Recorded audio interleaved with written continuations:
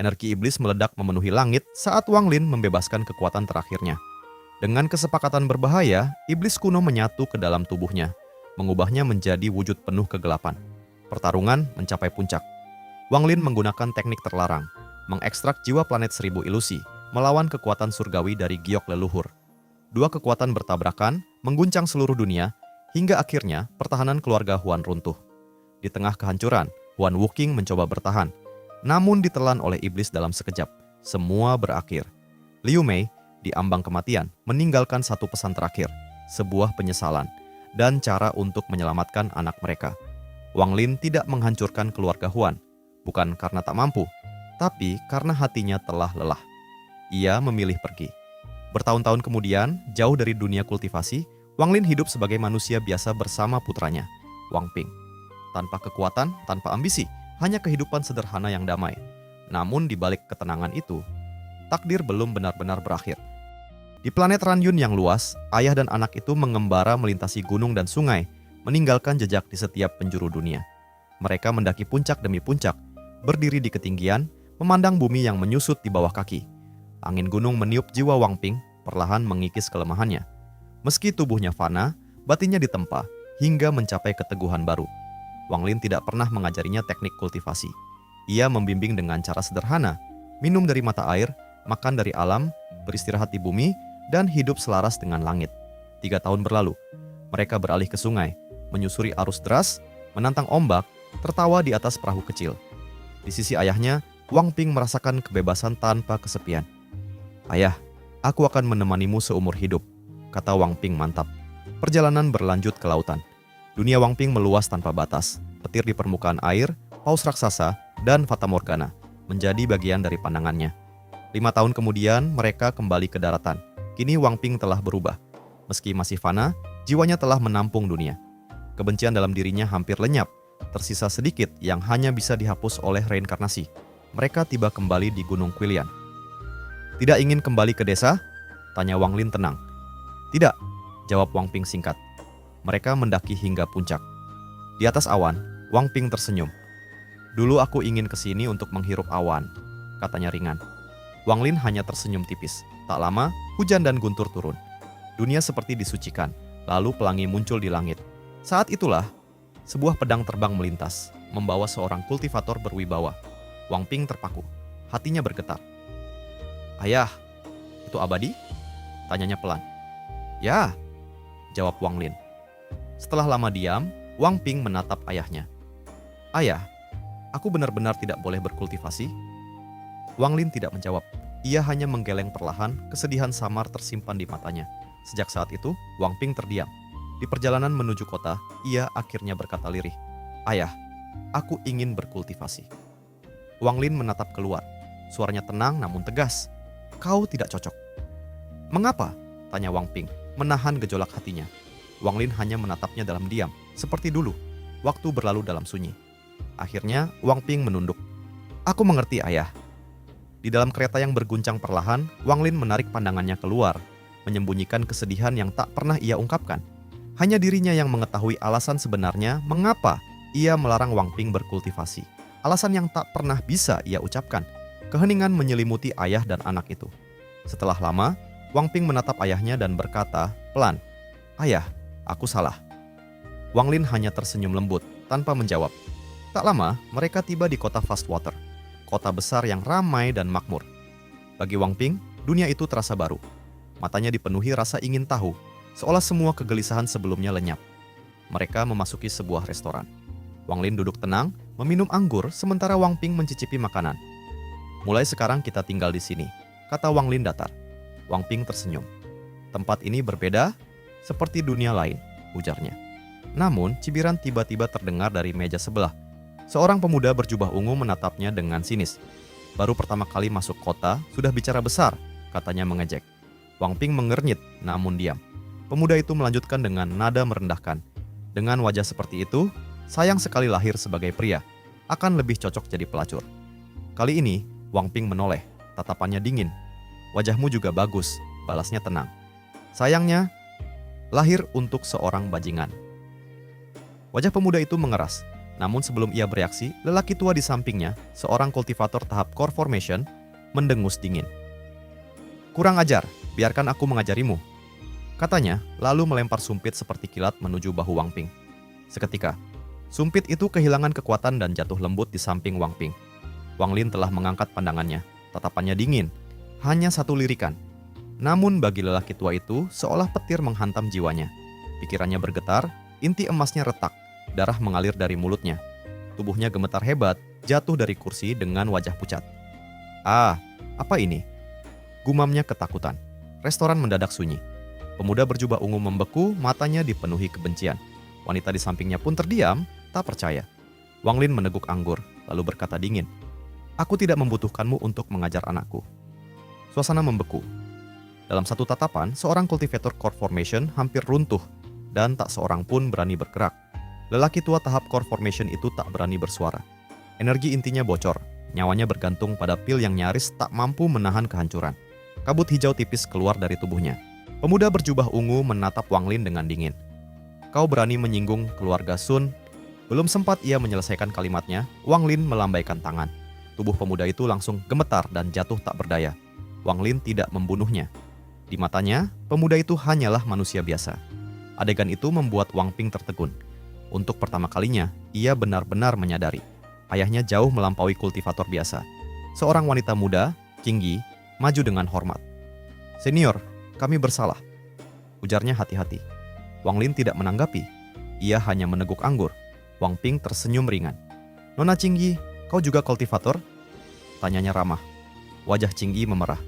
"Aku belum mencapai foundation establishment, jadi belum layak disebut kultivator," jawabnya lembut. Ia ragu sejenak, lalu memperingatkan. "Kalian sebaiknya pergi, guru telah memanggil bantuan." Namun Wang Ping tetap tenang, bahkan mulai mengobrol dengannya. Tak lama, angin kencang menyapu restoran. 3 kultivator tua muncul. "Leluhur Sun," seru Qingyi hormat. Salah satu dari mereka menatap Wang Lin dan Wang Ping dengan tajam. Ia tak melihat energi spiritual pada Wang Lin. Namun, saat memandang Wang Ping, matanya menyipit. Jiwa pemuda itu terasa dalam dan luas, melampaui manusia biasa. Kultivator yang terluka segera menunjuk Wang Lin. "Dia yang menyerangku." Leluhur Sun membentuk segel, menstabilkan energi inti yang hampir runtuh, lalu berkata dingin, "Metodemu terlalu kejam. Apakah kau pikir keluarga Sun akan diam?" Wang Lin berdiri tanpa menoleh. "Ping Er, kita pergi," katanya tenang. Wang Ping tersenyum pada Qingyi sebelum mengikuti ayahnya, namun 3 leluhur itu menghalangi. "Selesaikan dulu urusan ini." Wang Lin melangkah satu langkah. Langkah itu sederhana, namun di benak mereka, seperti guntur meledak. Jiwa mereka bergetar, tubuh mereka mundur tanpa sadar. 2 kultivator tahap Nasen Soul bahkan mundur beberapa langkah. Wajah mereka pucat. Ini bukan teknik, bukan mantra, melainkan tekanan dari seseorang yang telah menyatu dengan Dao. Leluhur Sun, yang berada di puncak Nasen Soul, gemetar dan mundur 2 langkah. Wang Lin berjalan melewati mereka tanpa halangan. "Ini hanya sekali," ucapnya dingin dari luar. Ketiga leluhur itu terdiam. Hati mereka dipenuhi ketakutan. Di luar, Wang Ping menyusul ayahnya. "Ayah, kau mengenal keluarga Sun?" tanyanya. "Aku pernah bertemu mereka. Aku berjanji melindungi keluarga mereka selama 100 tahun. Jawab Wang Lin tenang. Ia lalu melirik putranya dengan senyum tipis. "Gadis itu Qingyi, tidak buruk." Wajah Wang Ping memerah samar. Tak lama, mereka membeli sebuah kediaman besar di utara kota dan menetap. Namun di dalam keluarga Sun, nama Wang Lin telah menjadi badai yang mengguncang seluruh klan. Setelah peristiwa di restoran, keluarga Sun, yang kini menjadi kekuatan nomor 1 di planet Ranyun, bergejolak hebat. Di aula utama cabang keluarga Sun di kota Fastwater, 3 tetua tahap Soul Formation duduk dengan wajah suram. Di hadapan mereka berdiri semua yang terlibat, termasuk Qingyi dan gurunya, yang kini telah jatuh dari Core Formation ke tahap akhir Foundation Establishment. "Dia benar-benar berkata, 'Sekali ini saja?'" tanya tetua berwajah merah dingin. "Benar," jawab seorang kultivator Nasen Soul dengan tegang. Tetua berjubah hijau mencibir. Dengan satu tatapan menghancurkan inti, 1 langkah memaksa 3 Nasen Soul mundur. Dia kemungkinan berada di tahap Soul Transformation. Tetua lain berkata tenang. "Meski begitu, keluarga Sun tidak mudah diganggu. Leluhur kita masih ada, dan ada pelindung besar di belakang kita. Namun, nama pelaku tetap tak diketahui." Tatapan tajam jatuh pada Qingyi. "Kau tahu siapa dia?" Qingyi gemetar. Aku tidak tahu, jawabnya pelan. Tetua berwajah merah mendengus, jelas tak percaya, namun tak memperpanjang. Keluarga utama akan mengirim kultivator Soul Transformation. Kita akan lihat siapa yang berani menantang keluarga Sun. Sementara itu, di utara kota, kediaman baru bertuliskan Wang Mansion telah berdiri. Malam itu, di ruang belajar, Wang Lin duduk berhadapan dengan Wang Ping. 19 tahun kehidupan biasa, 8 tahun perjalanan. Selanjutnya, aku akan memberimu 30 tahun kekayaan, kata Wang Lin tenang. Wang Ping tersenyum tipis. Apakah ini karena ayah tidak mengizinkanku berkultivasi? Tanyanya langsung. Ya, jawab Wang Lin singkat, namun matanya menyimpan kesedihan yang tak terlihat. Apa itu kekayaan? Tanya Wang Ping lagi. Apa yang kau inginkan? Balas Wang Lin. Wang Ping mengangkat kepala, matanya tajam. Ayah mengajariku untuk menantang dunia. Jika aku tak bisa berkultivasi, maka aku ingin menjadi penguasa tertinggi di antara manusia. Wang Lin menutup mata. Jika kau mau, kau bisa, katanya tenang. Namun Wang Ping menggeleng. Aku tidak ingin diberi. Aku ingin mencapainya sendiri. Wang Lin terdiam sejenak, lalu mengangguk. Baik. Ia melambaikan tangan. Sebuah bayangan muncul dan menyatu dengan bayangan Wang Ping. Dengan ini, kau bisa melakukan apapun di planet Ranyun, ujar Wang Lin. Tanpa menoleh, ia pergi. Punggungnya tampak sunyi dan berat. Dalam hati, Wang Lin berbisik pilu. Bukan karena tak ingin, tetapi karena Wang Ping memang tidak bisa berkultivasi. Malam itu, Wang Ping tak tidur. Ia hanya memandangi kegelapan, hatinya dipenuhi pertanyaan yang tak terjawab. 3 hari kemudian, seorang pria berjubah hitam tiba di kota. Seluruh keluarga Sun menyambutnya dengan hormat. Salam, wakil kepala keluarga. Dia adalah Sun Qiming, kultivator tahap akhir Soul Transformation. Tanpa basa-basi, ia bertanya dingin, di mana orang itu? Ia memahami arti sebenarnya dari laporan tersebut. Kekuatan tanpa mantra, tekanan yang melampaui teknik, itu bukan milik kultivator biasa. Itu adalah ranah yang hanya dimiliki oleh makhluk di tingkat ascendant. Keluarga Sun dengan cepat menemukan kediaman Wang Lin. Namun saat tiba, Sun Qiming langsung menyadari ada sesuatu yang tidak biasa. Semuanya diam, bentaknya dingin ketika para tetua mulai mengeluh. Kalian tidak tahu diri, orang itu sudah bermurah hati. Ia menegur mereka dengan keras, menyadari betapa dekatnya keluarga Sun pada bencana. Bahkan ketika Yun Wufeng menyebut perlindungan keluarga besar, Sun Qiming hanya menatap dingin. Masalah ini dimulai karena kau, kata Sun Qiming. Bersiaplah menanggung akibatnya. Saat tiba di depan Wang Mansion, Sun Qiming merasakan sesuatu yang familiar, sebuah aura yang membuat hatinya bergetar. Ia memberi salam dengan hormat, namun sebelum jawaban datang, seorang tetua nekat melangkah masuk. Sekejap, wajahnya pucat, darah muncrat, dan ia terpental mundur. Sun Qiming gemetar. Ia telah memastikan kebenaran itu. Tanpa ragu, ia segera membungkuk dalam-dalam. Maaf mengganggu senior, kami akan pergi sekarang, katanya penuh hormat. Dalam sekejap, seluruh rombongan keluarga Sun mundur. Setelah kembali, Sun Qiming memerintahkan dengan tegas. Tidak ada yang boleh mendekati rumah itu dalam jarak 1000 kaki. Wajahnya pucat. Hanya dia yang mampu menghancurkan inti hanya dengan satu tatapan. Para tetua terdiam, hati mereka diliputi ketakutan. Nama itu muncul di benak mereka. Shumu. Orang yang menghancurkan keluarga Huan membuat keluarga besar lain tak berani bergerak. Sementara itu, Yun Wufeng diliputi penyesalan. Ia akhirnya memahami siapa yang telah ia provokasi. Di kamarnya, Qing Yi duduk dengan wajah pucat. Kultivasinya disegel, nasibnya kini berada di tangan orang lain. Tiba-tiba, bayangan bergerak. Wang Lin muncul. Ia duduk tenang, meneguk anggur. Bakatmu tidak buruk, katanya datar. Temani Wang Ping sepanjang hidupmu, dan aku akan memberimu kultivasi Nasen Soul. Qing Yi gemetar. Bayangan Wang Ping muncul di benaknya. Wajahnya memerah, lalu ia mengangguk pelan. 3 hari kemudian, Wang Ping meninggalkan kota, dengan Qing Yi di sisinya. Ia memilih jalan sendiri, meninggalkan kehidupan damai demi ambisi dan dunia yang lebih luas. Wang Lin tetap tinggal. Pada malam perpisahan itu, ia minum hingga mabuk, untuk pertama kalinya dalam 800 tahun. Tanpa perlindungan kultivasi, tubuhnya tampak benar-benar menua. Waktu berlalu, 3 tahun, lalu 7 tahun. Tak ada kabar dari Wang Ping dan Wang Lin tidak mencarinya. Ia telah memberi kebebasan dan tidak akan menariknya kembali.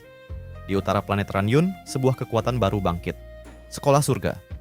Dalam waktu singkat, sekte ini menyebar seperti api, menarik manusia dari 3 kerajaan besar. Rumor beredar, pemimpinnya adalah seorang abadi, selalu ditemani seorang wanita. Di sebuah penginapan, Wang Lin duduk diam, meneguk anggur. Suara orang-orang membicarakan sekolah surga memenuhi ruangan, namun ia tak bereaksi. Tatapannya menembus kejauhan, seolah melihat seorang pria setengah baya, penuh semangat, putranya. Di utara planet Ranyun, di ibu kota kekaisaran surga, seorang pria berusia hampir 40 tahun berdiri di bawah cahaya bulan, Wang Ping. Jubah naganya berkibar pelan, matanya dalam dan tenang. Di sampingnya, Qing Yi berdiri lembut. Aku bertanya-tanya, apakah ayah juga melihat dunia ini? Kata Wang Ping lirih. Qing Yi tersenyum hangat. Ayahmu pasti sedang beristirahat, ujarnya. Wang Ping menggeleng, sorot matanya jauh. Aku bisa merasakannya. Ayah sedang mengawasiku.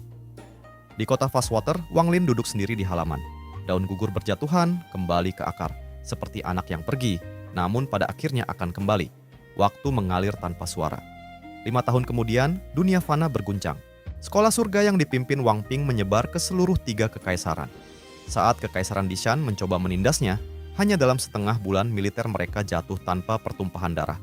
Dalam waktu kurang dari sebulan, kekaisaran itu runtuh, digantikan oleh kekaisaran surga. Wang Ping berdiri di atas takhta, memandang dunia dengan dingin. Qing Yi selalu di sisinya. Namun di balik kejayaan itu, hatinya kosong.